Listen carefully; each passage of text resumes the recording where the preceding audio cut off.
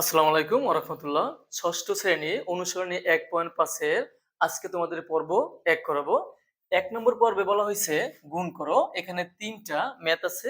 আজকে এই ৩ টা ম্যাথ তোমাদেরকে সহজভাবে দেখাই দেব। তো এখন এই যে ক নম্বরে কি বলা হয়েছে? এখানে ক নম্বরে আছে ২ সমস্ত ৫ ভাগের ৩ গুণ ১ সমস্ত ১৩ ভাগের ৭। এখন দেখো এটা হচ্ছে একটা মিশ্র বর্ণাংশ। এই মিশ্র বর্ণাংশকে আমাদের অপ্রকৃত ভগ্নাংশে প্রকাশ করতে হবে। এটাকে যদি আমরা অপ্রকৃত ভগ্নাংশে প্রকাশ করি, তাহলে নিচে কত আছে ৫, এই হর যা আছে তুমি তাই লিখবা। লেখার পরে যে কাজটা করতে হবে, এখানে যে পূর্ণ সংখ্যা ২ আছে, এই হর দিয়ে পূর্ণ সংখ্যা তোমার গুণ করতে হবে। অর্থাৎ এই যে ৫ গুণ ২, তাহলে ৫ গুণ ২, ৫ দুগুণে কত হয়? ১০। ১০ পাওয়ার পরে উপরে যে লবটা আছে, তুমি এই লবটাকে যোগ করবা। তাহলে কত হইল? তাহলে হলো ১৩। তুমি এখানে ১৩ বসাই দিবা। এতটুকু ক্লিয়ার? এই যে গুণ, এই যে গুণ দাও। নিচে কত আছে? নিচে যা আছে তুমি তাই লিখে দিবা। ১৩ লিখছি।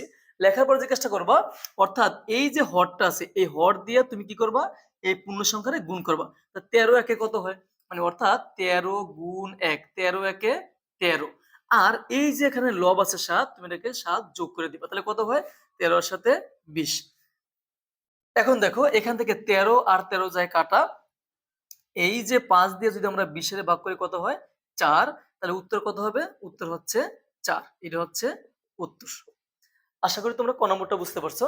এখন দেখো খ নম্বরটা কি বলছে।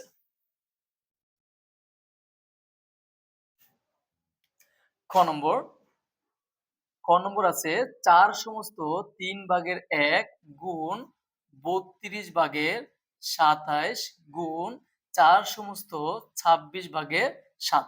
এখন দেখো প্রথম যে কাজ কি তোমাদের বলছিলাম যে মূলত প্রথম কাজ হচ্ছে এই যে এখানে আমাদের হর আছে যা তাই তুমি এখানে ৩ লিখে দিবা। লেখার পরে এখন কি করতে হবে? এই হর দিয়ে তোমার পূর্ণ সংখ্যারে গুণ করতে হবে। তাহলে ৩ ৪ কত হয়? ৩ ৪ ১২, ১২ আর ১ কত হয়? ১৩। এই যে গুণ, এই যে গুণ দাও। তারপর বলো তো এটা তো কিছু করা যায় না। যা আছে তাই ৩২ ভাগের কত? ২৭। এই যে গুণ দাও, গুণ দেওয়ার পরে বলো তো নিচে কি হবে? এই যে নিচে ২৬।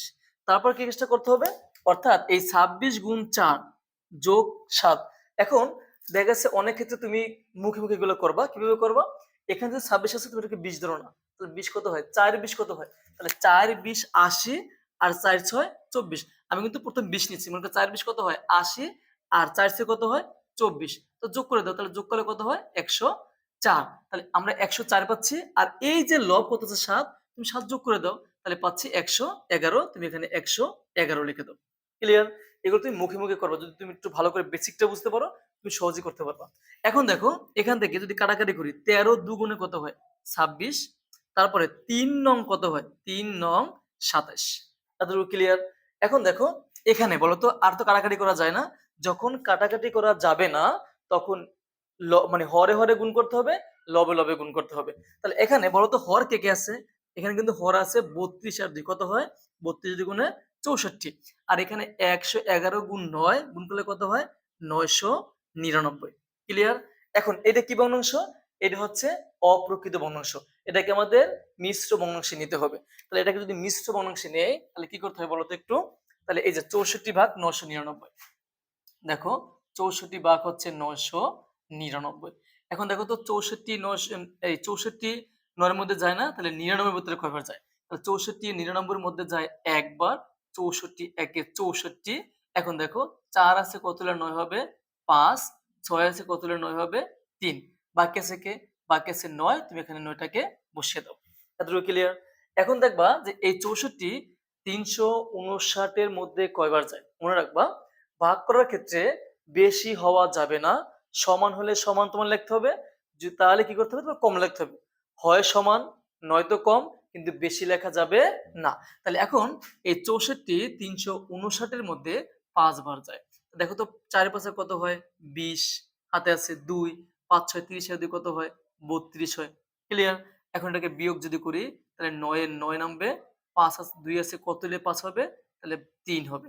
তাহলে এখন এটাকে যদি ভাগ করি, ভাগ করলে কিন্তু আমরা পাই ১৫ সমস্ত কত?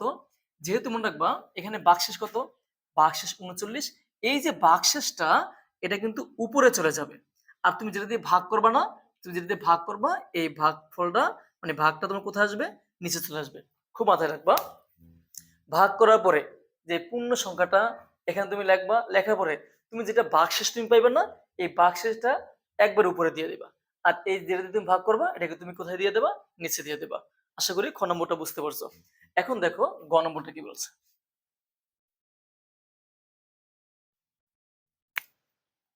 তো দেখো তো গ নম্বরটা কি আছে এখানে, আমরা এখানে কি আছে, এটা কি ভগ্নাংশ? এটা হচ্ছে একটা মিশ্র ভগ্নাংশ। এটাকে আমাদের অপ্রকৃত ভগ্নাংশে প্রকাশ করতে হবে। তাইলে এখন এই যে একটা সমান দিলাম, নিচে কত আছে 4, তুমি এটাকে 4 সেম রেখে দিবা, এটা কোনো পরিবর্তন নাই। এখন দেখো, এখন তুমি গুণ করবা, মনে করো এইটা গুণ এইটা, মনে করো তুমি বেসিক্যালি করবা আর কি, মুখে মুখে গুণগুলো করবা। এখানে 99 না, তুমি ধরো 100, তা 4 100 কত হয়? 400 হয়।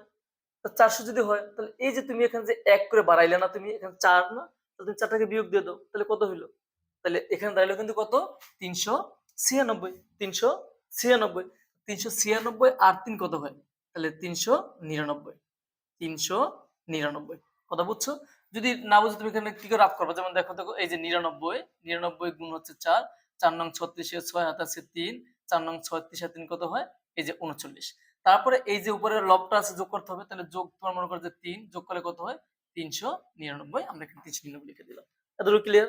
এখন দেখো এই যে গুণ, এটাকে গুণ দাও, তাহলে নিচে কত আছে? 17 আছে, উপরে কত? 2 ইনটু 19 ভাগের কত? 19 ভাগের 5। আমরা এখন দেখো কাটাকাটি করা যায় কিনা। তো এখন কাটাকাটি করা যায় কিনা, তাহলে কিভাবে করব দেখো তো। 2 দুগুণে কত হয়? 2 দুগুণে 4। তারপরে দেখো তার কাটাকাটি করা যায় কিনা।